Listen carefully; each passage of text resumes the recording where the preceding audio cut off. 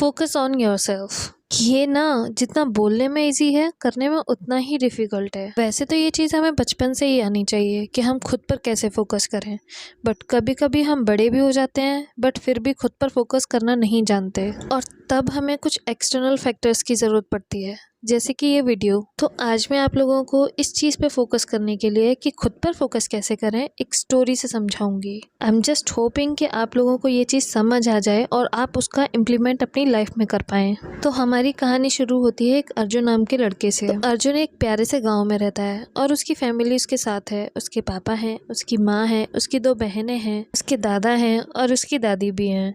बहुत अच्छी फैमिली है, बट स्टिल क्योंकि वो घर का एक इकलौता लड़का होता है तो उसके ऊपर बहुत सारी जिम्मेदारियां भी होती हैं। उसकी फैमिली की उसके ऊपर बहुत ज़्यादा एक्सपेक्टेशंस होती हैं। अर्जुन हमेशा से शांत और बहुत ही ज़्यादा ब्राइट स्टूडेंट था, बट क्योंकि उसकी फैमिली की बहुत ज़्यादा एक्सपेक्टेशंस थी, वो जिससे मिलता था सब उसे ये समझते थे कि इसको ऐसा होना चाहिए, वैसा होना चाहिए। अर्जुन के खुद के सपने थे, बट उन सपनों का हमेशा मजाक बनाते थे सब लोग, इसलिए वो धीरे धीरे बस इन्हीं चीज़ों में घिरा रहता था।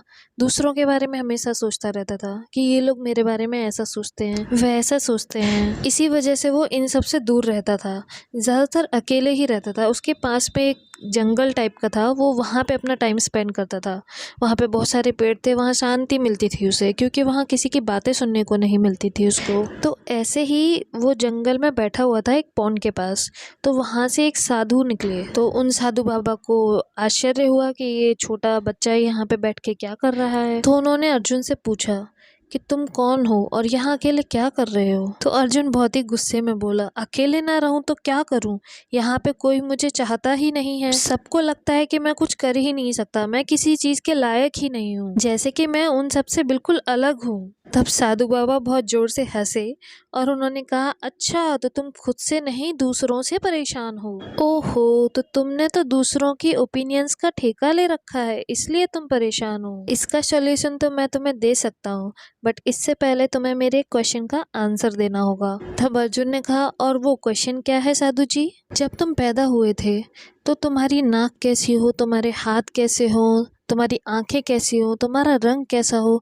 क्या ये सब बातें तुम्हारे कंट्रोल में थी? तब अर्जुन ने कहा, नहीं साधु महाराज, ये सब बातें मेरे कंट्रोल क्या किसी के कंट्रोल में नहीं होती हैं। तब साधु बाबा ने उसे समझाया कि ज़िंदगी में कुछ चीज़ें ऐसी होती हैं जो हमारे कंट्रोल से बाहर होती हैं, जैसे कि दूसरों की सोच और उनकी थिंकिंग, वो हम कंट्रोल नहीं कर सकते। हो क्या बोल रहे हैं, इस पर भी तुम कुछ कंट्रोल नहीं कर सकते हो। और जिस चीज़ को तुम कंट्रोल कर सकते हो वो ये है कि दूसरों के बोलने पर तुम उस चीज़ के ऊपर कैसे रिएक्ट करते हो। दूसरे तुम्हारे बारे में क्या कहते हैं इससे फ़र्क नहीं पड़ता, फ़र्क इससे पड़ता है कि तुम अंदर से कैसे हो। जैसे कि ये तालाब है, ये अंदर से जितना शांत और शीतल है, लेकिन ऊपर से ये उतना शांत और शीतल नज़र नहीं आता। तो तुम बस अपने आप पर ध्यान दो, ना कि दूसरों की थिंकिंग और उनके कहे पर। साधु बाबा की बात सुनकर अर्जुन को समझ आ गया था कि उसे क्या करना है। तब से अर्जुन ने दूसरों पर नहीं बल्कि खुद पे फोकस करना स्टार्ट किया, और वही किया जो वो इतने टाइम से करना चाहता था। वो लिटरेचर को परस्यू करना चाहता था, फिर उसने उसी पे काम किया।